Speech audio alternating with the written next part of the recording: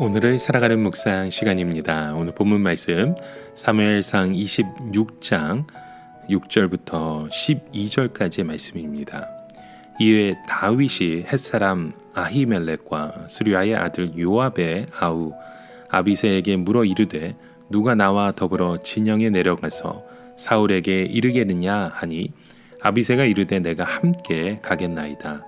다윗과 아비새가 밤에 그 백성에게 나아가 본즉 사울이 진영 가운데 누워 자고 창은 머리 곁 땅에 꽂혀 있고 아브넬과 백성들은 그를 둘러 누웠는지라. 아비새가 다윗에게 이르되 하나님이 오늘 당신의 원수를 당신의 손에 넘기셨나이다. 그러므로 청하오니 내가 창으로 그를 찔러서 단번에 땅에 꽂게 하소서. 내가 그를 2번 찌를 것이 없으리이다 하니 다윗이 아비새에게 이르되 죽이지 말라. 누구든지 손을 들어 여호와의 기름 부음 받은 자를 치면 죄가 없겠느냐 하고 다윗이 또 이르되 여호와께서 살아계심을 두고 맹세하노니 여호와께서 그를 치시리니 혹은 죽은 날이 이르거나 또는 전장에 나가서 망하리라. 내가 손을 들어 여호와의 기름 부음 받은 자를 치는 것을 여호와께서 금하시나니 너는 그의 머리 곁에 있는 창과 물병만 가지고 가자 하고 다윗이 사울의 머리 곁에서 창과 물병을 가지고 떠나가되 아무도 보거나 눈치채지 못하고 깨어있는 사람도 없었으니 이는 여호와께서 그들을 깊이 잠들게 하셨으므로 그들이 다 잠들어 있었기 때문이더라. 저희가 살아가면서 가장 힘들고 어려운 것 중에 하나는 원수를 사랑하는 일입니다. 그것도 집요하게 나를 괴롭히고 심지어 죽이려고 혈안이 되어서 나를 쫓는 사람에 대해 용서를 베풀고 호의를 베푸는 일은 매우 힘들고 어려운 일입니다. 무엇보다도 악연의 끈을 끊어버릴 수 있는 절호의 기회가 왔는데 오히려 선대하는 것은 매우 어려운 일이죠. 그러나 오늘 다윗은 이 폭력을 폭력으로 대응하지 않았습니다. 오히려 용서를 선언하고 포용하는 그런 담대한 모습을 오늘 말씀을 통해 우리에게 보여줍니다. 앞서 사무엘상 23장 16절부터 22절에 보면 사울이 다윗을 살해하려고 한 일에 대해 뉘우치는 듯한 모습을 보입니다. 그런데 오늘 말씀에 보면 사울이 다시 다윗을 죽이기 위해 추격하는 모습을 보여주죠. 사울은 10사람이 전해주는 다윗이 히갈라의 산에 숨어 있다는 소식을 듣고 3,000명을 데리고 다윗을 찾으러 갑니다.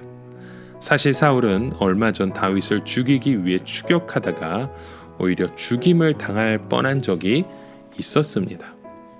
그때 다윗은 사울의 옷자락만 베어내고 그를 살려주었고 이 일로 인해 자신의 잘못을 뉘우치고 추격을 중단했었습니다. 하지만 이러한 마음을 모두 잊어버리고 또다시 악인의 길을 걸어가고 있는 사울의 모습을 우리는 봅니다. 이러한 모습에서 악인의 악순환적인 죄의 사실의 특징을 우리는 보게 됩니다. 자, 이렇게 또다시 시작된 사울의 추격에 다윗은 또 한 번 사울을 죽일 수 있는 기회를 얻게 되죠. 다윗은 사울이 하길라 산 길가에 진을 친 것을 알고 햇사람 아히멜렉과 아비셀에게 물었습니다. 누가 나와 더불어 진영에 내려가서 사울에게 이르겠느냐? 그때 아비새가 내가 함께 하겠다고 응합니다. 그래서 다윗은 아비새와 함께 사울의 진영으로 나아갑니다. 때마침 사울은 자고 있었고 창은 머리 곁에 땅에 꽂혀 있었습니다.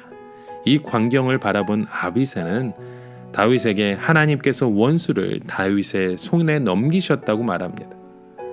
아비새는 이런 상황을 하나님께서 사울을 죽이는 기회로 해석했던 것이죠. 이제 단번에 사울을 죽이게 되면 모든 악순환의 고리를 끊을 수 있는 절호의 기회였습니다. 하지만 여기서 우리는 중요한 것 한 가지를 생각해야 합니다. 악을 악으로 갚는다고 악순환의 고리가 정말로 끊어질 수 있을까요?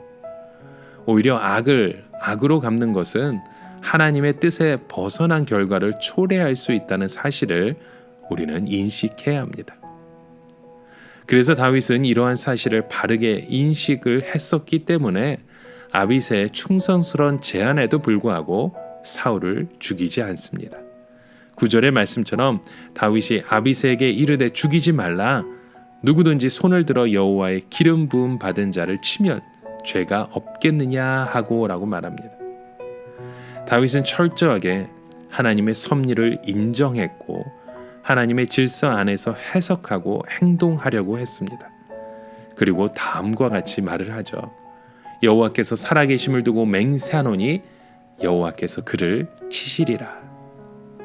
하나님이 이루실 것을 믿은 다윗은 그의 머리 곁에 있는 창과 물병만 가지고 갔고 하나님께서는 어느 누구도 눈치채지 못하도록 사울 진영의 사람들을 깊은 잠에 들게 하셨습니다. 이렇게 다윗은 철저하게 하나님의 질서 안에서 해석하고 행동하는 사람의 모습을 우리에게 보여줍니다. 여러분, 오늘 우리의 본문의 말씀을 통해 무엇을 느끼십니까? 해결되지 않은 악한 감정에 우리는 반응하게 되면 또한 그와 같은 연쇄적인 쇠사슬에 묶여있는 우리의 모습을 볼 수밖에 없습니다. 악을 악으로 갚는 것이 아니라 악을 선으로 갚을 수 있는 우리의 신앙적인 훈련이 오늘 우리의 삶을 통해서 이루어지길 주님의 이름으로 간절히 축원합니다.